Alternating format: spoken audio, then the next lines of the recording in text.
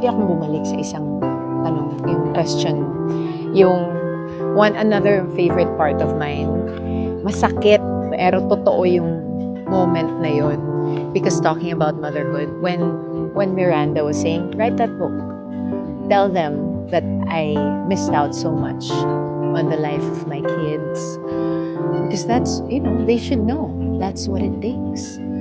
And she said, I love working. And I'm like, I am Miranda in some way, but also I'm also doing my best. I want to be as hands-on as I can be, but I also love working. It's such a struggle, and yun may kapalit. May kapalit talaga.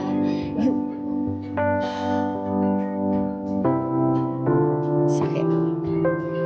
And that's the part of motherhood that breaks your heart.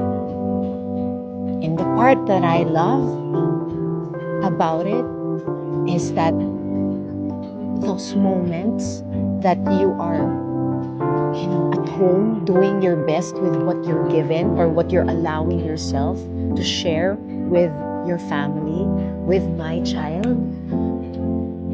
That's it eh. Kasi nga, alam mo, hindi laging nandyan eh. So when she's there, I really treasure it. Of course, may moments na, I'm doing work, you have to, can somebody take her to the park or ganito? Just so, but when I can be fully present for my child and we are fully present together, grabe, ang sarap sa pakiramdam. Ang sarap. Yun talaga yun. That's the best part of motherhood. Just feeling and she's, yung sabi niya ngayon, every day I'm in your arms. Sabi niya, I'm in Mama's arms.